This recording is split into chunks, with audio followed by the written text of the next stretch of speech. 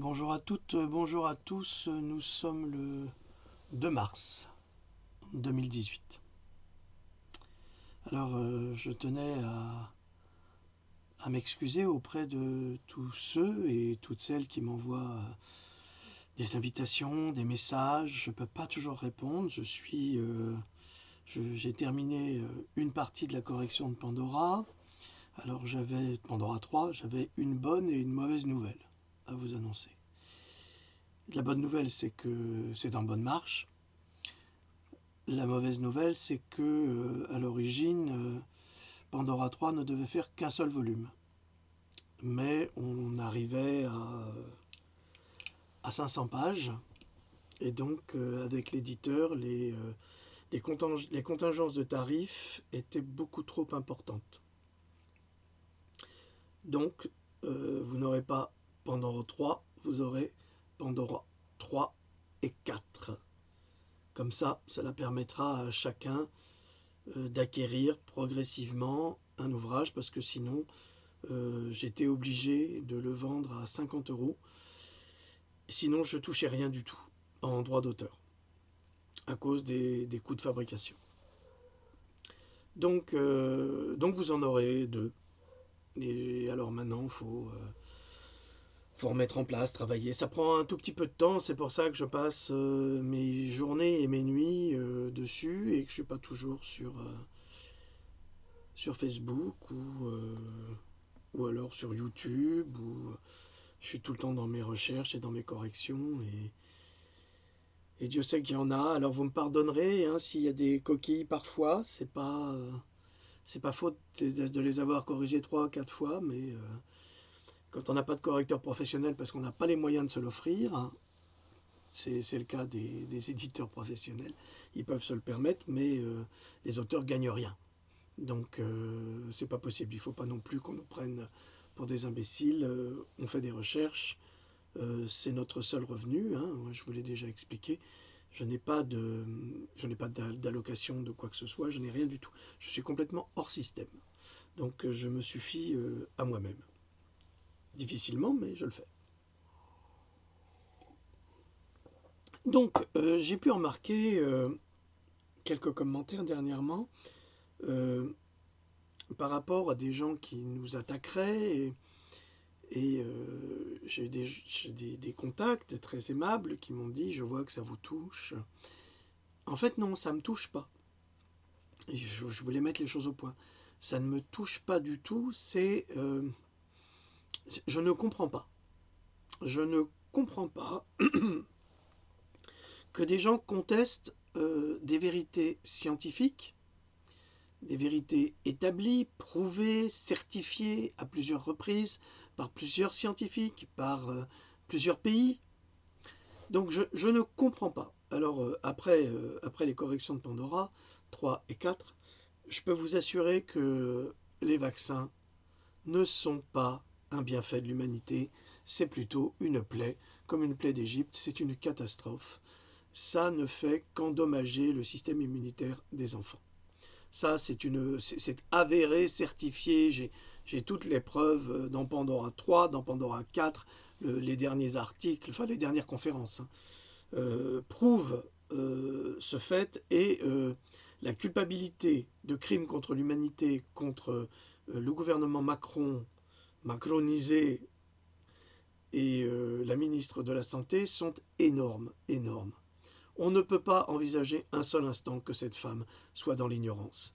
Elle agit sciemment et parfaitement consciente des dégâts des vaccins qu'elle impose à nos enfants.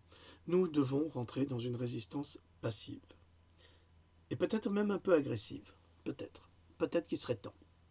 Alors, pour illustrer ce que je voulais dire, j'ai pris un passage d'un livre que j'aime beaucoup, qui s'appelle le livre de Saint-Michel d'Axel Munthe. Alors, c'est un livre assez peu connu, mais qu'il a été en son temps. C'est l'histoire d'un médecin, justement. Vous voyez que je suis passionné de médecine depuis toujours. Et c'est un médecin fin 19e, début 20e, qui raconte son aventure. Il est suédois. Et là, il va chez son oncle Lars, près de, enfin pas loin de Stockholm, enfin dans la forêt.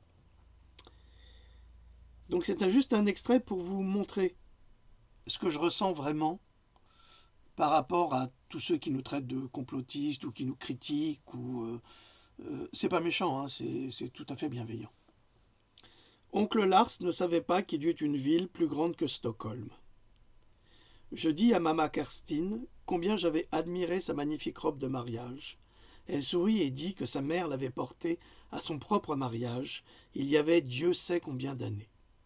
Mais pour sûr, vous ne laissez pas l'herbe ouverte la nuit. Alors l'herbe, c'est pas l'herbe, c'est l'herbe. C'est une petite cabane dans laquelle il a dormi, dans laquelle il y a tous ses trésors.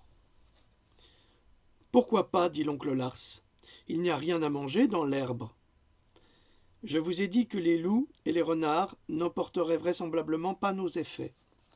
Mais quelqu'un d'autre pourrait les emporter. L'herbe se trouve isolée dans le bois, à des centaines de mètres de votre maison. Cette peau d'ours seule vaut beaucoup d'argent.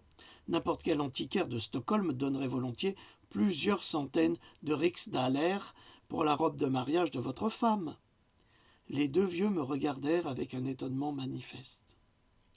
Tu ne m'as pas entendu te dire que j'avais tué cet ours moi-même, ainsi que les loups? Ne comprends-tu pas que c'est la robe de mariage de ma femme et qu'elle la tient de sa mère? Ne comprends-tu pas que tout cela est à nous tant que nous vivons et ira à notre fils quand nous mourrons? Qui l'emporterait? Que veux-tu dire? Oncle Lars et maman Kerstin me regardaient. Ils paraissaient presque formalisés de ma question. Tout à coup, Lars Anders se gratta la tête. Une expression malicieuse dans ses vieux yeux. Maintenant je comprends ce qu'il veut dire, fit-il à sa femme en riant doucement.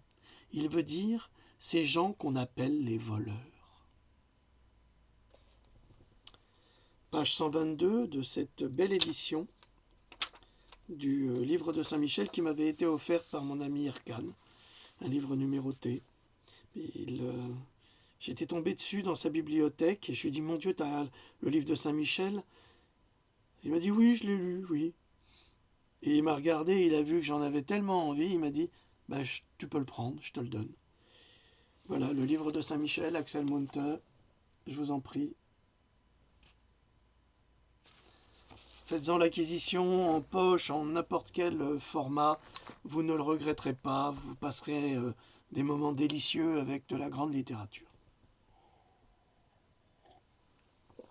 Donc comme le disait l'oncle Lars, tu veux dire ces gens qu'on appelle les voleurs. Et j'ai un petit peu cette réaction avec ces gens qui nous attaquent, qui nous insultent, qui sont violents, en disant ces gens qu'on appelle les menteurs. Ben, je ne peux pas comprendre leur attitude. Je ne peux pas comprendre leur agressivité parce que s'ils ont des enfants, ils doivent être informés, c'est impossible, ou alors ils sont complètement hors course, complètement idiots, aveugles, et les aveugles voient mieux qu'eux, ça je peux vous l'assurer. Donc je ne comprends pas. C'est pas que ça me touche, c'est que je ne comprends pas. On leur apporte des preuves, on leur apporte des évidences, on leur apporte tout sur un plateau, et ça ne leur suffit jamais. Pourquoi? J'en sais rien. Soit ce sont des personnes qui sont payées par les labos pharmaceutiques, comme Monsanto, paye des gens pour critiquer ceux qui osent critiquer le criminel Monsanto, le monstre, le diabolique Monsatanique. Soit ce sont des personnes qui, le plus souvent, n'ont jamais lu mes livres, ou les ont mal lus, j'en sais rien. Je ne sais pas, parce qu'il y en a qui les lisent et qui les trouvent très bien, et qui leur parlent. Eux, vraiment, ils n'ont rien lu. Ils n'ont pas lu, mais pas forcément mes livres, mais ils n'ont pas lu une quantité de livres de biologistes, de médecins-chercheurs, d'individus, hommes et femmes, qui passent leur temps à prouver les mensonges de cette fausse science que j'appelle le scientisme, ce scientisme vaccinal, qui est une aberration médicale et un crime contre l'humanité. Alors que vous le vouliez ou non, c'est le cas. À partir de là, j'ai vu d'autres commentaires où on me comparait au professeur Joyeux, mais évidemment en mal. Alors je souhaiterais préciser une chose qui est très importante. J'ai le plus grand respect pour le professeur Joyeux. Je ne marche pas sur ses plates-bandes, au contraire. Nous avons là un scientifique, un médecin, un professeur, qui a le titre, qui sait très bien de quoi il parle. Et il ne s'agit pas de nous opposer, et je n'essaye pas de me hisser auprès du professeur Joyeux. Au contraire, j'ai le plus grand respect pour lui et pour son travail de dénonciation, parce que c'est quand même l'un des seuls à le faire. Je ne suis qu'un chercheur qui se permet de dévoiler des choses que lui ne peut pas dévoiler, d'une part parce qu'il n'a pas le temps de faire ce type de recherche, parce que c'est un travail phénoménal et je crois qu'il a bien d'autres choses à faire, et ce que j'ajouterais, que je suis simplement complémentaire du travail que fait le professeur Joyeux, le docteur Michel Georget, il est docteur en biologie, donc tous ces savants qui font leur travail de leur côté, et je fais le mien de mon côté également, en apportant d'autres informations qui ne sont pas du tout des contre-vérités, qui vont dans leur sens, et que je reprends une bonne partie de mon temps. Je regarde, j'écoute le professeur Joyeux, je note. Parfois nous ne sommes pas toujours d'accord, mais quelle importance? C'est pas la question, on ne peut pas être d'accord avec tout le monde, mais ne m'opposez pas, s'il vous plaît, ni au professeur Joyeux, ni à un autre médecin, comme pour dire « Oh, Jean Dreux qui dit que des conneries, moi je préfère m'intéresser à ce que disent les autres. » Ben, ce serait une erreur, puisque nous sommes complémentaires. Et ça, ils vous le diront, ils vous le diraient même, eux-mêmes. Il n'y a pas de concurrence. Il ne s'agit pas là d'être le premier. Hein. J'ai aucune ambition sur le sujet, d'ailleurs. Mon travail, c'est d'essayer de sauver les enfants, c'est tout. C'est ma seule ambition. Je n'ai pas l'ambition d'être un médecin, je ne suis pas médecin, d'être un guérisseur, d'être rien du tout. J'ai aucune autre ambition que de faire des recherches et de prouver les mensonges diaboliques de notre ministre de la Santé, de Big Pharma, donc de l'industrie pharmaceutique, qui passe son temps mais à mentir et à trafiquer les informations. Je vous signale que dernièrement, on a fait des essais avec un vaccin contre la tuberculose à 3000 enfants. Eh bien, le vaccin était défectueux. Et pourtant, les labos le savaient et ils ont triché sur leurs déclarations. Donc, on ne peut pas faire confiance à ces gens-là qui sont des gens absolument malhonnêtes. Ces laboratoires pharmaceutiques, Big Pharma, ils sont malhonnêtes, ils sont menteurs, ils sont tricheurs, ils sont assassins, ils sont criminels. Big Pharma tue davantage que les petits truands que vous trouvez dans la rue. Hein. Ah, s'il y a un criminel pathologique, un psychopathe, c'est Big Pharma. Hein.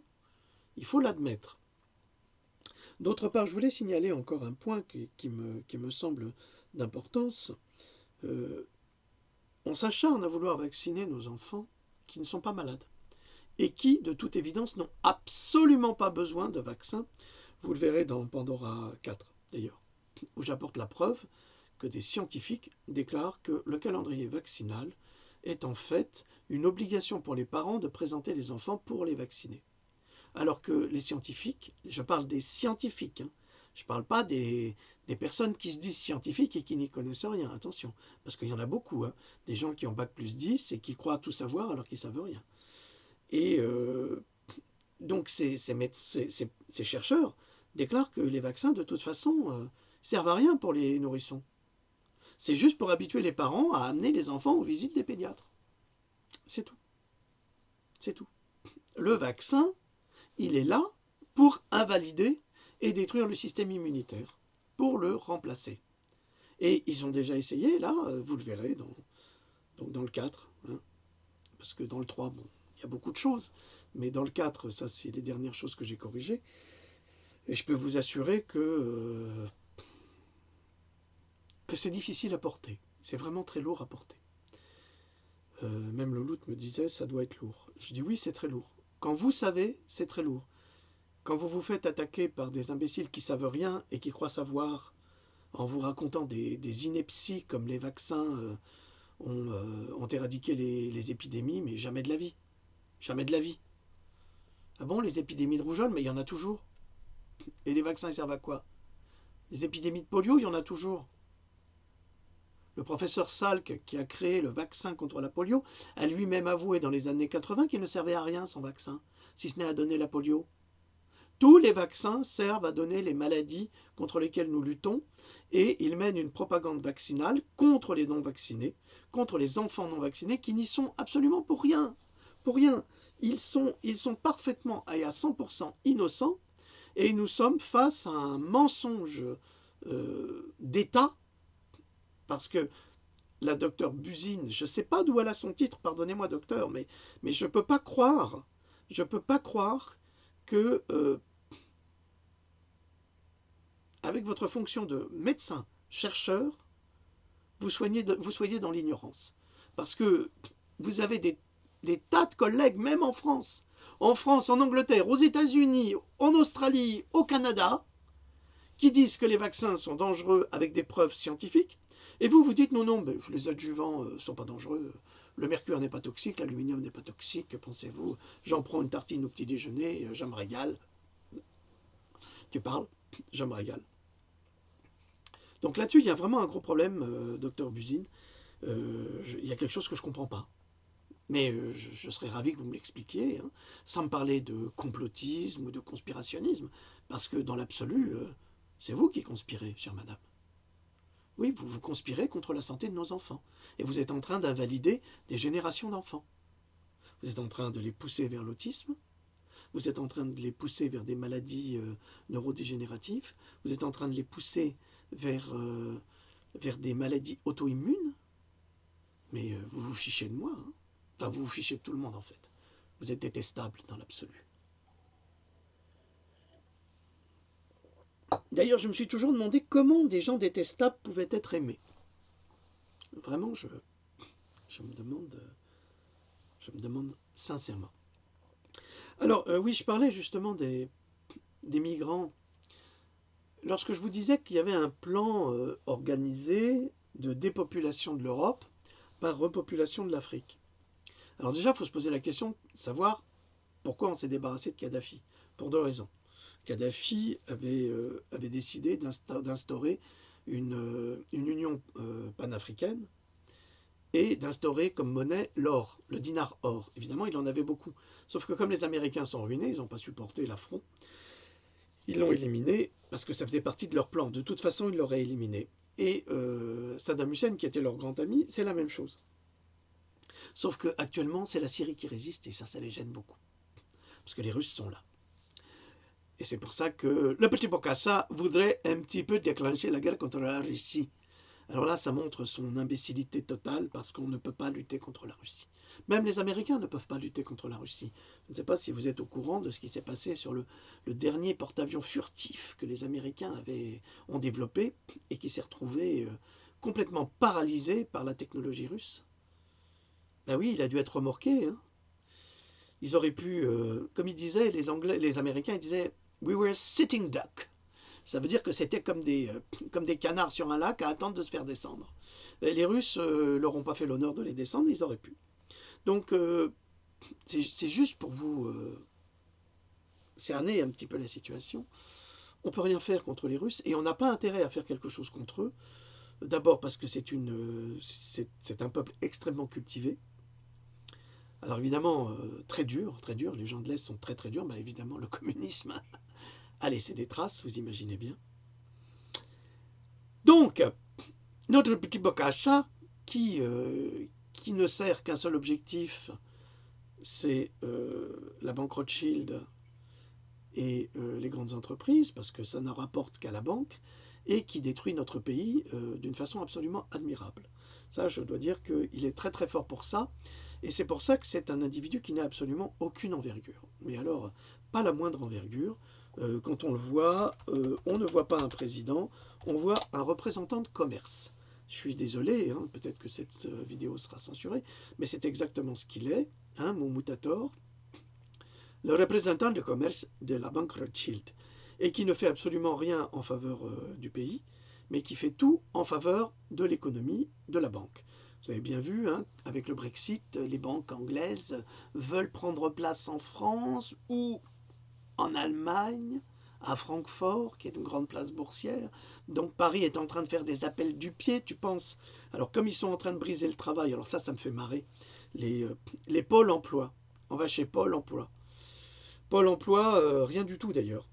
Les types, ils sont là pour terroriser les chômeurs qui sont chômeurs malgré eux.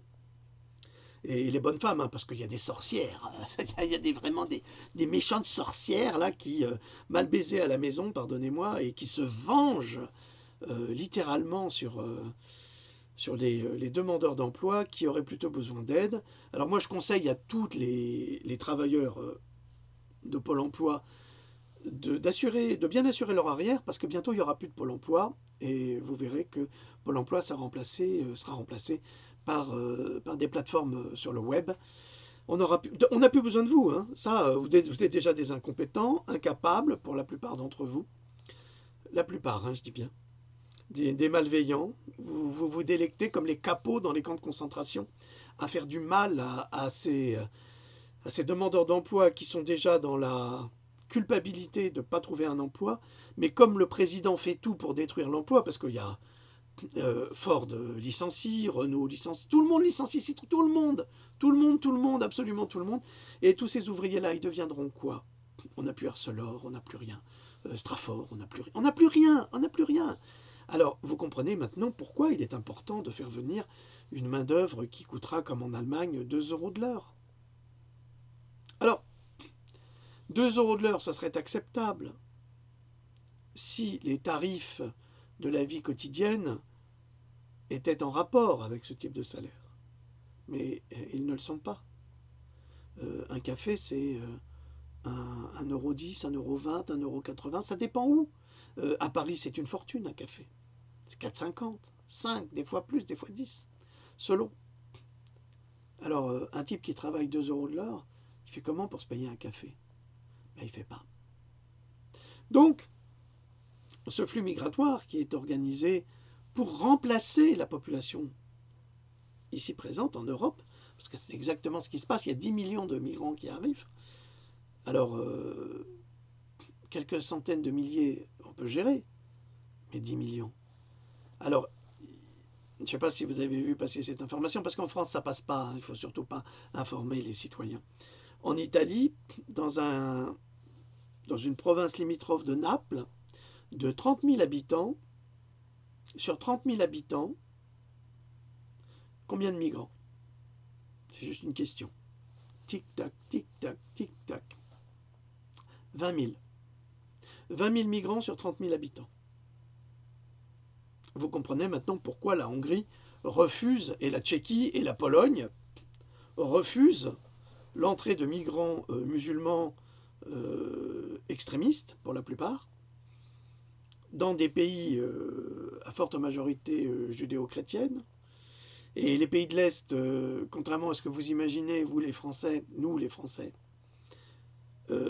si les Turcs n'étaient pas en France, c'est parce qu'ils ont été arrêtés par les Hongrois, par les Polonais, par les Serbes, par les Roumains. S'il n'y avait pas cette barrière à l'Est, il serait arrivé, l'Empire ottoman aurait conquis l'Europe. Ah, c'est pas les Français, c'est pas les rois français qui ont repoussé les Ottomans, hein. Il faut pas croire au Père Noël, hein. C'est grâce justement à ces forces vives qui étaient et qui se sont battues pendant des siècles contre justement cette expansion de l'islam que la France et une grande partie de l'Europe a été épargnée. Je vous rappelle quand même que les Turcs étaient aux portes de Vienne au XVIIe siècle, fin du XVIIe siècle, aux portes de Vienne. Et pour information, hein, juste pour information, les croissants, qu'on appelle les viennoiseries, viennent justement de la victoire des Autrichiens sur les Ottomans, et ils ont fait ces croissants en hommage aux croissants turcs pour se le manger au petit déjeuner, et en mangeant ce croissant, ils dominaient l'avancée de l'islam. Ah, c'est intéressant, hein. Donc à chaque fois que vous mangez un croissant, vous mangez l'islam. C'est la symbolique. C'est pour ça qu'on a inventé le croissant, donc les viennoiseries. Je vous ai encore appris quelque chose, hein. C'est dingue hein, ce qu'on apprend avec Jean Droc. Donc, 20 000 migrants sur 30 000 Italiens, c'est énorme. Et ça correspond à l'agenda 21, entre autres, et au renversement de population qui va se produire en Europe et en France. Entre autres, l'Italie, c'est un cauchemar. C'est un cauchemar. C'est pas que les Italiens ne sont pas accueillants. C'est que trop d'un coup, ça ne va pas. Mais pourquoi il y a ce trop-plein? Kadhafi faisait un barrage à cette invasion. Pourquoi? Eh bien parce que les Occidentaux, comme le bon petit Bokassa, pillent l'Afrique. C'est-à-dire que l'Afrique, c'est le réservoir énergétique et de richesse de la planète, du monde. Donc, en toute logique, qu'est-ce qu'on fait? Eh bien, on débarrasse les pays africains des Africains, et comme ça, il n'y a pas de résistance là-bas, et on peut piller à volonté, on se sert. On se sert. Alors, si un migrant, par exemple, rentre chez vous pour se servir, vous appelez la police et il m'a piqué mes trucs, bon, on va l'arrêter pour vol. Okay.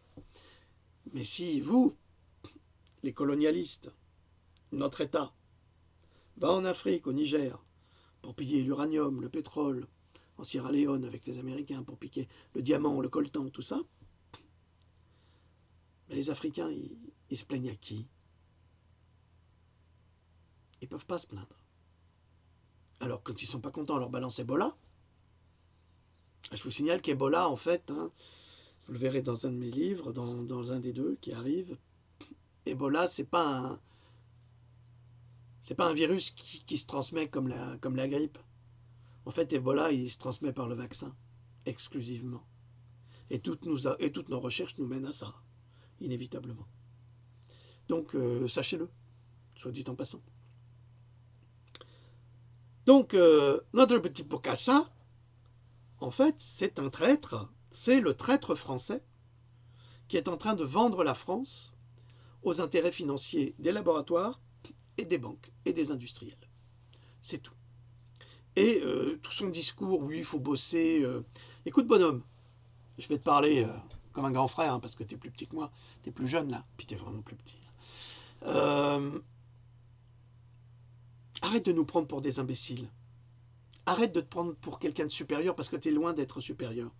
Tu n'auras pas ta place au paradis. Ça, c'est certain. Ce que tu fais à la France et ce que tu fais à nos enfants, ça te retombera dessus. Et ta loi sur le droit à l'erreur, tu pourras te la carrer où je pense. Parce que tu n'auras aucun droit à l'erreur. Tu es dans le mensonge, tu es dans la tricherie, tu es dans la manipulation. Ce que tu fais, c'est très grave. Et je ne suis pas certain qu'avec ce qui arrive là, ce qui va se passer, tu termines ton mandat. Parce que tu es tellement lamentable, tu es tellement détestable, que je ne crois pas que tu pourras rester très très longtemps en place. Vraiment. Toi et tes sbires et tes ministres, mais vraiment, mais vous êtes une bande de crapules patentés, c'est extraordinaire. Extraordinaire. L'autre ministre qui parle des SDF en leur disant oui, à cause des grands froids, on leur recommande de rester chez eux. SDF, connasse, sans domicile fixe. Mais il faut être bête là. Ou l'autre ministre là, la jeune là. Est-ce que vous êtes contre l'exploitation du vison? J'ai pas été briefé par papa, moi. Je sais pas quoi te répondre. Écoutez, c'est pas possible. C'est pas possible ce niveau de bêtise, ce niveau d'incompétence, mais c'est là vraiment la destruction. On a, et je sais pas, je vais être grossier, mais on a des crétins et des connasses au pouvoir. Hein. C'est pas possible. C'est une catastrophe. Je préférais encore Marie-France Garot.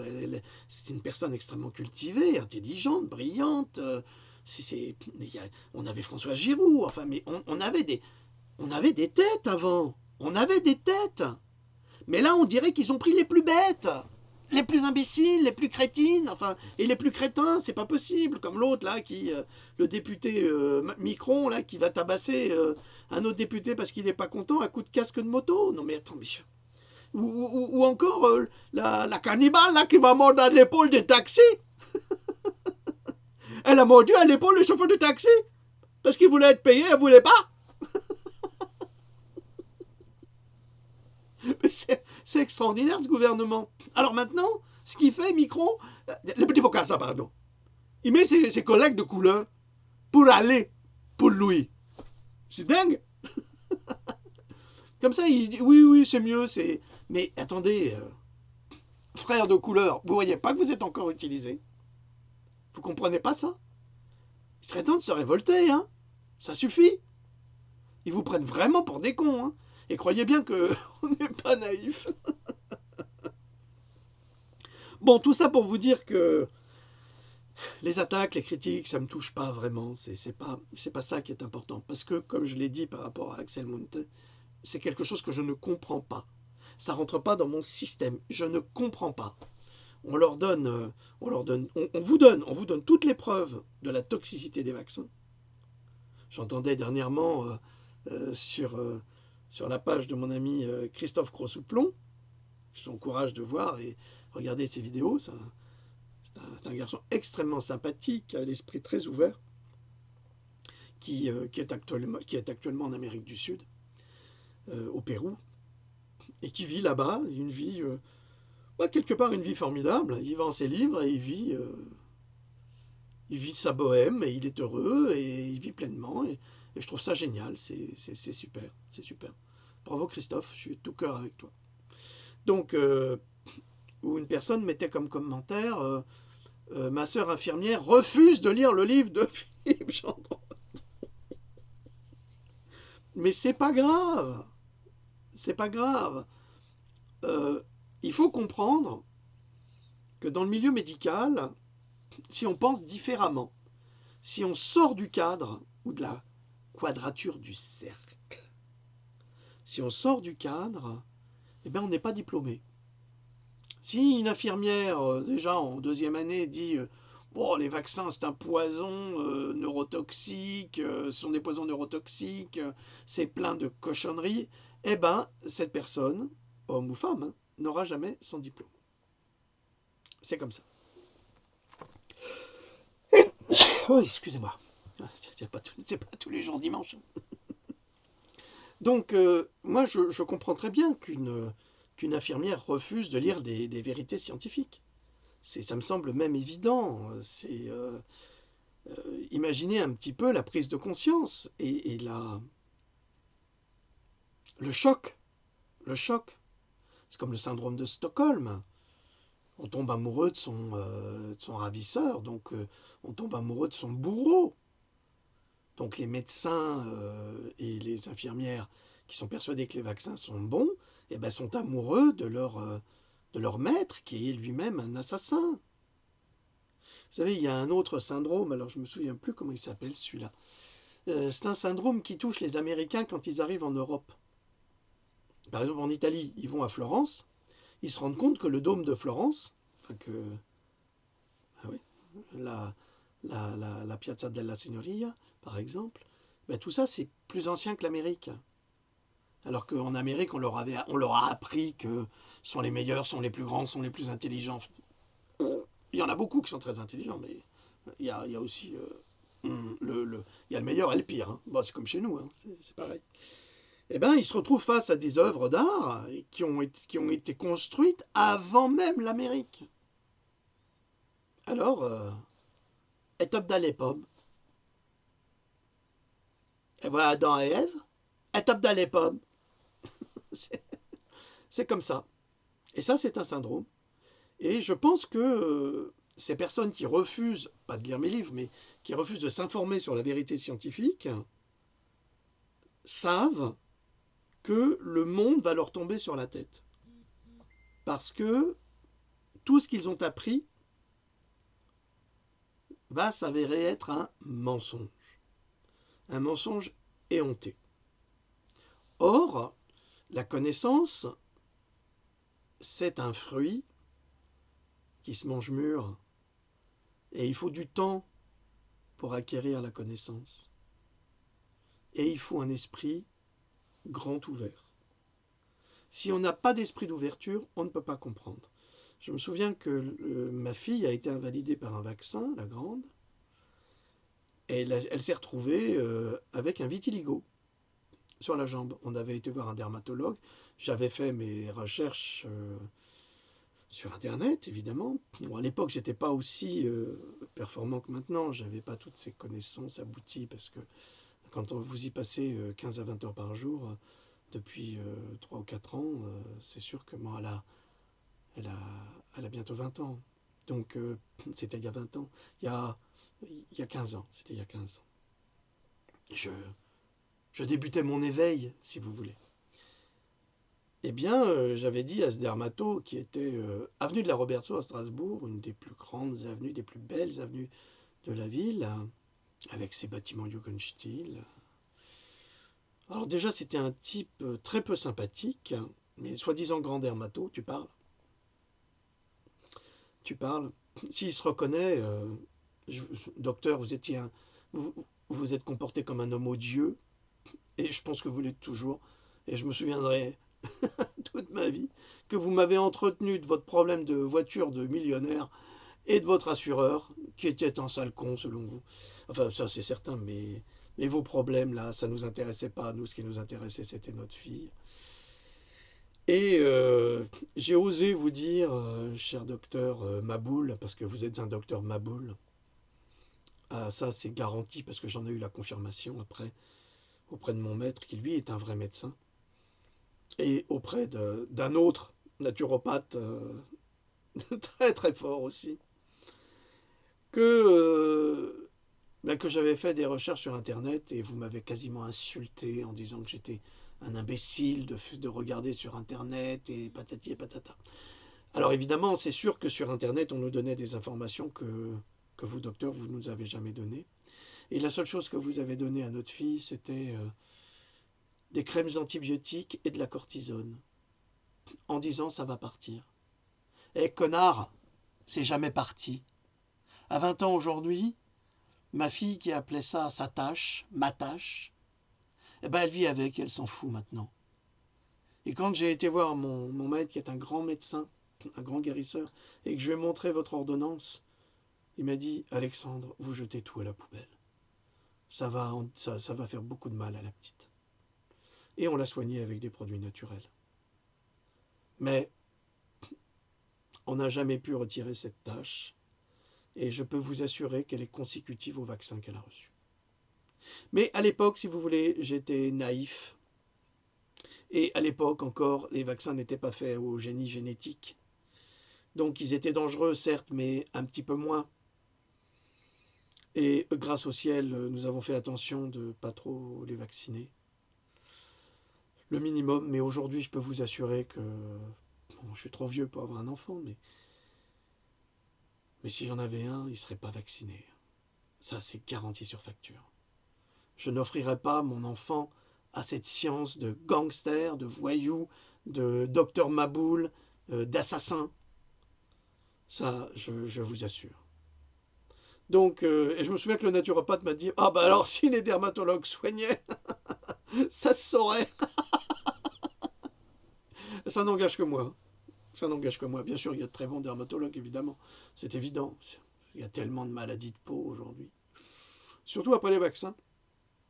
La preuve, on a même fait un vaccin contre le zona. Le Zostavax. J'avais fait une capsule là-dessus. Le Zostavax. Une vraie saloperie, ce vaccin.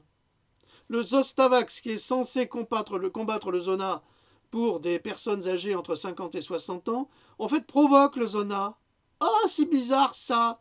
C'est comme la rougeole. Le vaccin contre la rougeole provoque la rougeole. Ah, c'est bizarre ça. Le vaccin contre la polio provoque la polio. Ah, c'est très très bizarre. Le vaccin contre la diphtérie, tous les vaccins provoquent les maladies qu'ils sont censés défendre. Tous. On le sait, c'est établi, c'est scientifique. Il n'y a que la mère Buzine qui ne le sait pas. Macron, il s'en fout, il n'a pas de gosse, il n'en a rien à faire. On est vraiment gouverné par des satanistes pédophiles. Hein. Alors vous allez dire, il dit n'importe quoi. Non, je ne dis pas n'importe quoi. Je ne dis pas n'importe quoi. C'est, je vous assure, une réalité une sombre réalité qui touche notre pays aujourd'hui. Voilà, ben on a fini notre conversation, hein. J'aurais pu vous dire encore 1000 choses, mais non. Non, aujourd'hui ça suffit. Je dois retourner à mes corrections qui sont longues et fastidieuses. Bon, j'en profite quand même pour remercier deux personnes d'importance. C'est ma louloute, je la remercie d'être toujours présente auprès de moi et de m'écouter quand j'ose parler, parce que je suis un peu autiste. Je suis tellement dans mes recherches. Et je remercie mon ami Ariane Bilran également, qui m'apporte un soutien dans le travail littéraire. Du moins, on a des échanges qui sont très importants. Et ça aussi, c'est appréciable. Je remercie également mes amis sur Facebook qui sauront se reconnaître. Je ne veux pas tous les nommer parce que je vais en oublier. Puis ceux que je vais oublier vont m'en vouloir. Donc je ne veux pas. J'ai de très très bons amis. Je les remercie. Aux personnes qui me demandent des conseils, quand je leur en donne, ne m'agressez pas. Hein, ça serait gentil. Si je vous donne des informations, c'est pour vous aider. C'est pas pour vous humilier. Ok? Et puis si vous les savez, bah, vous changez de crèmerie. Hein, peut-être que je vous conviens pas, c'est normal. Hein, ça peut arriver. C'est pas important. Mais c'est pas la peine qu'on s'engueule. Ou c'est pas la peine de subir l'agressivité de certains ou de certaines. Ok? Parce qu'en général, ça, je vire. Je débarrasse. J'ai pas besoin de ça. Vous comprenez? Voilà, bon, c'est un petit peu fouillis aujourd'hui, mais il fallait le faire. C'était juste pour vous dire que si je ne suis pas présent pour continuer le travail, je le continue, mais autrement. Je travaille dans l'ombre pour l'instant, mais ça va sortir. Vous serez comblés. Voilà, je vous remercie pour votre aimable attention. Je remercie également mon ami Saber Solo, Nenki, mon frère Hassan Bodi. Alors, toutes les questions sur la Terre plate, ne me les posez pas. Posez-les à Hassan, à Nenki, s'il vous plaît. Ce sont des spécialistes. Sur les énergies, c'est la même chose. Posez-les à Hassan Bodi. Posez-les à Nenki. Il a fait un super hangout il y a 3 jours, où il a vraiment tout expliqué avec des photos, des preuves. C'était passionnant. Donc j'ai pas pu suivre jusqu'au bout parce que je dors pas et je me suis endormi. Mais c'est pas parce que c'était pas intéressant, c'est parce que je suis épuisé. C'est pas la même chose. Donc, mais regardez ce hangout avec Hassan Bodi et Nenki chez Saber Solo. C'est vraiment une superbe émission et vous avez plein d'informations en ce qui concerne la conquête spatiale, la Terre plate, les énergies, les fréquences, parce que nous sommes des êtres de fréquence. Nenki connaît très bien son travail. C'est un être éveillé qui a une forte culture dans le domaine et que je vous encourage d'écouter. Alors c'est vrai qu'il n'a pas toujours la patience avec les cons, mais je le comprends. Hein. C'est dur. Louloute me dit, t'as une patience d'ange, toi. Je crois que ça va changer. Allez, je vous laisse, je vous ai assez pris votre temps. Je vous remercie de m'avoir écouté, je vous dis à très bientôt. Allez, salut.